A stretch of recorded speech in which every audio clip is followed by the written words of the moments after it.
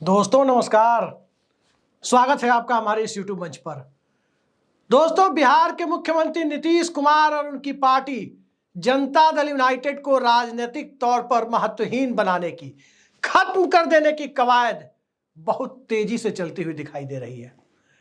एक साथ कई सारे ऑपरेशन हो रहे हैं, कई सारे मोर्चों से कुछ रास्ते खोले जा रहे हैं तो कुछ रास्ते ब्लॉक किए जा रहे हैं। कहीं जांच एजेंसियों का इस्तेमाल हो रहा है तो कहीं वोट कटवा पार्टियों का इंतजाम हो रहा है, कहीं नीतीश कुमार के वोट बैंक को चुनावी हिंदुत्व के दायरे में घसीटने की कोशिश हो रही है। और इन सब के आगे मंडल पॉलिटिक्स को बिहार में खत्म करने के लिए एक नए तरीके की कमंडलवादी राजनीति, जिसमें एक तरफ जांच एजेंसियां हैं, दूसरी तरफ हिंदुत्ववादी ताकतें हैं, तीसरी तरफ वोट कटवा पार्टियों की जमात है, चौथी तरफ किसी दूसरे अलायंस से रोकने की कोशिश है। आखिर ये हो क्या रहा है? नीतीश कुमार की सरकार में बिजली विभाग के एसीएस रहे, एडिशनल चीफ सेक्रेटरी रहे संजीव हंस, आईएएस अधिकारी, उन्हें ईडी ने गिरफ्तार कर लिया। उसके साथ साथ एक पूर्व विधायक जो आरजेडी से आते हैं, उन्हें भी गिरफ्तार किया गया है। लेकिन सवाल सिर्फ ईडी की गिरफ्तारी का नहीं है। आप आंध्र प्रदेश में देख सकते हैं, आंध्र प्रदेश में चंद्रबाबू नायडू की सरकार को विधानसभा में अपनी सरकार चलाने के लिए किसी बैसाखी की जरूरत नहीं है। तो जहां बैसाखी की जरूरत नहीं है बल्कि उल्टा उनकी बैसाखी दिल्ली को मिल रही है, वहां तो चंद्रबाबू नायडू को ईडी क्लीन चिट दे रही है। लेकिन जहां बैसाखी दी भी जा रही है और बैसाखी का सहारा लिया भी जा रहा है, यानी एक तरफ नीतीश कुमार को बीजेपी की बैसाखी का सपोर्ट मिल रहा है, दूसरी तरफ दिल्ली में नरेंद्र मोदी को नीतीश कुमार की जेडीयू की बैसाखी का सपोर्ट मिल रहा है। यानी गिव एंड टेक का रिलेशन है, गिव एंड टेक के सिद्धांत पर आधारित गठबंधन है। एक हाथ दो, दूसरे हाथ लो। वहां पर आंध्र प्रदेश जैसी सहृदयता नहीं दिखाई जा रही है। क्यों नहीं दिखाई जा रही है? कारण सिर्फ और सिर्फ इतना है कि आंध्र प्रदेश में एक तरफा सहयोग है, बिहार में दो तरफा और परिस्थितियों का सहयोग है। और इन सब से आगे जाकर बिहार पर कब्जे की जो कोशिश है, संघ के 100वें वर्ष में, जी हां, 1925 में बना राष्ट्रीय स्वयंसेवक संघ 2025 आने जा रहा है।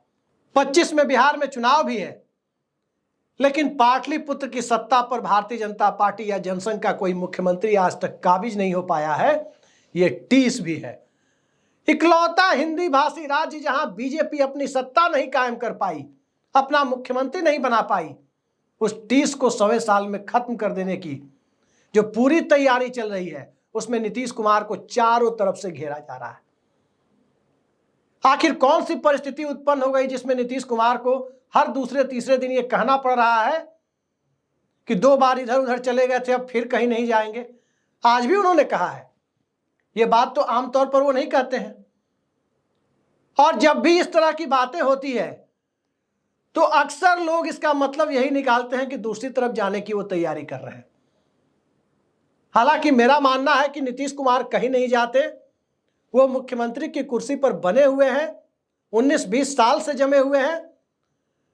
उनके सहयोगी दल पलटते रहते हैं, वो कभी एक आ जाते हैं, कभी दूसरे आ जाते हैं। कभी बीजेपी इन होती है तो आरजेडी आउट होती है, कभी आरजेडी इन होती है तो बीजेपी आउट होती है। यह खेल बिहार में चलता रहता है, लेकिन नीतीश कुमार अपनी जगह फिक्स है। लेकिन यह फिक्सिंग कितने देर तक चलेगी? मुख्यमंत्री की कुर्सी और नीतीश कुमार के बीच जो फेविकोल का जोड़ बताया जाता है, क्या वो फेविकोल का जोड़ अब अपनी मियाद को खत्म कर रहा है? क्या उस फेविकोल के जोड़ की एक्सपायरी डेट अब करीब आ गई है? हालात तो कमोबेश ऐसे ही दिखाई दे रहे हैं। आखिर बिहार में ईडी का ऑपरेशन, नीतीश कुमार के अफसर के ऊपर ईडी का ऑपरेशन और उनकी परिसंपत्तियों को जब्त किया जाना, दरअसल भ्रष्टाचार के खिलाफ कार्रवाई एक बात है। जिस व्यक्ति के खिलाफ भी सबूत मिले, कार्रवाई होनी चाहिए। लेकिन भ्रष्टाचार के खिलाफ कार्रवाई एक तरफ और सिलेक्टिव कार्रवाई एक तरफ। ऐसा क्यों नहीं होता कि उत्तर प्रदेश में किसी आईएएस अधिकारी के यहां छापा पड़ जाए? वहां भी 7 सालों से भाजपा की सरकार है। मध्य प्रदेश में 2003 से ही, अगर बीच में 12-13 महीने के पीरियड को छोड़ दें तो लगातार बीजेपी की सरकार है। वहां के किसी आईएएस अधिकारी तक क्यों नहीं जाती ईडी? इसके साथ साथ हरियाणा में तीसरी बार सरकार आई है, वहां के किसी आईएएस अधिकारी तक क्यों नहीं जाती ईडी? अब तक तो आपने सुना था कि विपक्ष तक जाती है, विपक्ष शासित राज्यों तक जाती है, लेकिन एनडीए रूल्ड स्टेट में यदि ईडी की कार्रवाई चल रही है तो यह सामान्य घटना नहीं है। घेराबंदी की तैयारी है कि आखिर जनता दल यूनाइटेड के लिए जो इंतजामात के रूट्स हैं वो कौन कौन है, पहले उनको बंद किया जाए। जनता दल यूनाइटेड के जनाधार के जो रूट्स हैं, जो रास्ते हैं, वो कौन कौन है, पहले इनको बंद किया जाए। किनके साथ जनता दल यूनाइटेड जुड़ सकती है, वो कौन कौन से रूट्स हैं, पहले उनको भी बंद किया जाए। और खुरचने के लिए कुछ पार्टियां खड़ी की जाए। सब कुछ एक साथ हो रहा है। और अब आप हमारी स्क्रीन पर देखिए, मैं सिलसिलेवार तरीके से बताता हूं, ध्यान से देखिए कि क्या चल रहा है।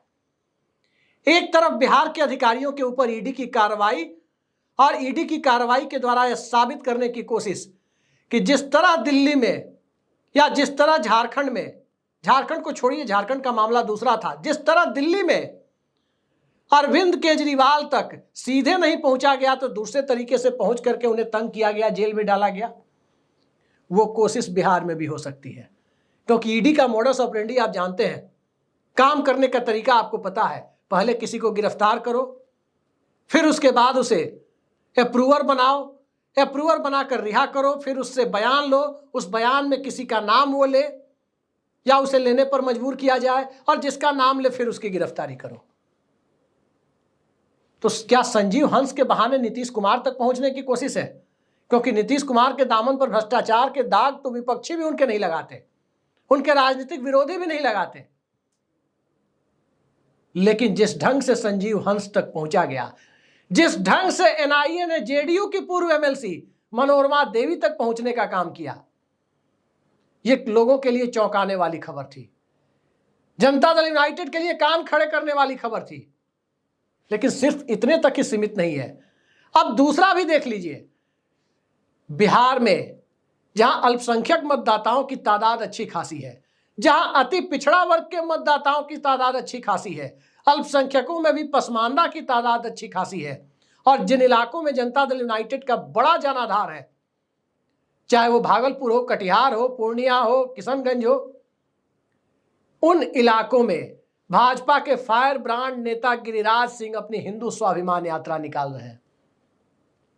क्या जरूरत थी वहां यात्रा निकालने की? उन्हें पार्टी कह रही है कि उससे अलग है, उस यात्रा से पार्टी का कोई लेना देना नहीं है। यह बीजेपी के प्रदेश अध्यक्ष की ऑफिशियल लाइन है। लेकिन इस तरह की बातें जो बीजेपी कहती है कि लेना देना नहीं है और यात्रा होती है, पार्टी के एक नेता निकाल रहे हैं, क्या यह बात नीतीश कुमार को समझ में नहीं आ रही है कि जनता दल यूनाइटेड के वोटर्स को हिंदुत्वीकरण की कोशिश है? कैसे उन्हें मंडल पॉलिटिक्स, अति पिछड़ा पॉलिटिक्स, महादलित पॉलिटिक्स की जगह हिंदुत्व वाली पॉलिटिक्स के दायरे में डाला जाए, ताकि जाति जनगणना की मांग को निस्तेज किया जा सके, राष्ट्रीय स्तर पर आरक्षण की मांग को कमजोर किया जा सके। तो गिरिराज सिंह जैसे फायर ब्रांड नेता का इस्तेमाल।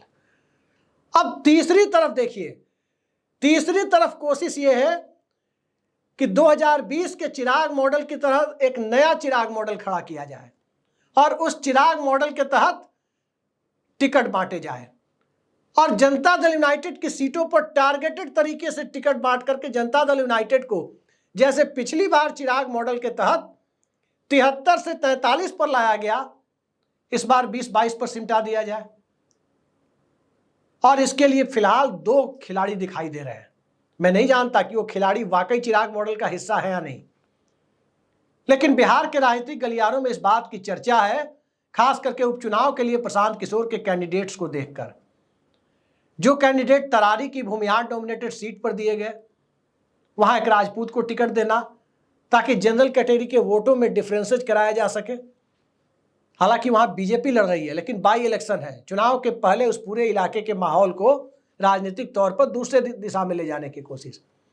बेलागंज की सीट जो आरजेडी की सीट थी, सुरेंद्र यादव के परिवार का वहां पिछले 34 सालों से कब्जा है, वहां अल्पसंख्यक को टिकट देना, सभी जानते हैं कि प्रशांत किशोर का अल्पसंख्यक उम्मीदवार वहां बहुत कुछ नहीं कर पाएगा, लेकिन कोशिश क्या हुई, कि मैसेज दिया जाए कि अल्पसंख्यक सिर्फ वोट बैंक बने हुए हैं आरजेडी के पीछे, या पसमानदा सिर्फ नीतीश कुमार के पीछे वोट बैंक बने हुए हैं, खासकर पसमानदा वर्ग की महिला वोटर। तो आखिर ये वो वोट बैंक में स्टेपनी कब तक बने रहेंगे और कब मुख्यधारा की राजनीति में आएंगे? ये सवाल विधानसभा चुनाव के पहले मध्य बिहार के इलाकों में खड़ा करने की कोशिश है। दूसरी खबर आज आई है, कभी जेडीयू के राष्ट्रीय अध्यक्ष रहे और अब बीजेपी में रहे आरसीपी सिंह, नालंदा जिले से आते हैं, नीतीश कुमार के कुर्मी समुदाय से ही आते हैं। अब उन्होंने ऐलान किया है कि वो अपनी अलग पार्टी बनाएंगे।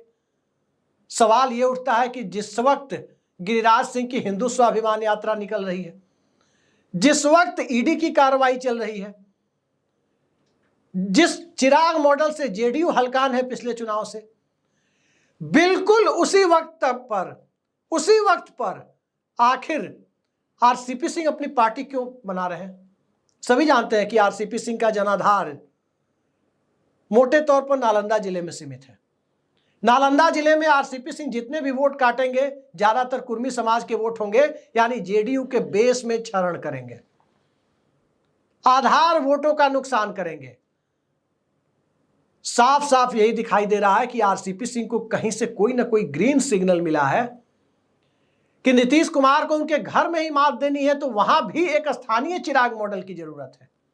यानी एक तरफ प्रशांत किशोर का कथित इस्तेमाल, दूसरी तरफ आरसीपी सिंह का कथित इस्तेमाल, और दोनों के माध्यम से नए चिराग मॉडल की कोशिश, यह तीसरी तरफ से घेरने की कोशिश। यानी पहला ईडी, दूसरा गिरिराज सिंह और अति पिछड़ा महादलित को हिंदुत्व के दायरे में लाने की कोशिश गिरिराज सिंह के माध्यम से, तीसरा चिराग मॉडल के तहत दो नए खिलाड़ियों को सामने लाने की कवायद, चौथी कवायद जो सबसे ज्यादा खतरनाक है वो भी जान लीजिए।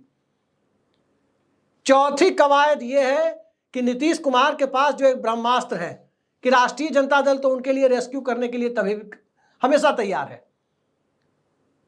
और वो क्यों तैयार है? क्योंकि जब तक नरेंद्र मोदी दिल्ली में प्रधानमंत्री पद पर आसीन है, पिछड़े वर्ग के वोटर्स के ठीक ठाक हिस्से के चुनावी हिंदुत्व के लाइन पर जाने की संभावना विद्यमान है। और बिहार में एमवाई वर्सेस ऑल करने की कोशिश जो बीजेपी का सपना रहा है, जो बीजेपी ने 2014 और 2017 में काफी हद तक यूपी में कर दिया था, और वो कोशिशें करने का जो सपना बिहार में रहा है, उस सपने को पूरा करने के लिए बीच से नीतीश कुमार को किनारे करना होगा। और नीतीश कुमार तभी किनारे होंगे जब राष्ट्रीय जनता दल या तेजस्वी यादव, लालू यादव उनके बचाव में सामने खड़े ना हो, उनकी सरकार को बचाने के लिए आगे ना आ जाए। तो वहां भी डराने की कवायद है कि खबरदार, अगर चाचा के साथ यानी नीतीश कुमार के साथ जाने की कोशिश की तो लैंड फॉर जॉब का मामला अब न्यायालय में आखिरी दौर में है और ईडी अब अपनी तरफ से जोर लगाएगी कि इसमें सबको सजा दिलाई जाए। आज के दौर में आपने देखा होगा कि राहुल गांधी को जब मानहानि के मामले में सजा दिला करके उनकी सदस्यता खत्म की जा सकती है, तो जहां भ्रष्टाचार का आरोप और क्विड प्रो को हिंदी में कहें तो किसी को लाभ पहुंचाने के बदले उससे कथित तौर पर कुछ फायदा उठाना, ये चीजें जब साफ साफ दिखाई दे रही है, तो जब राहुल गांधी सजायाफ्ता हो सकते हैं मानहानि के मामले में, फिर तो यह भ्रष्टाचार का मामला है।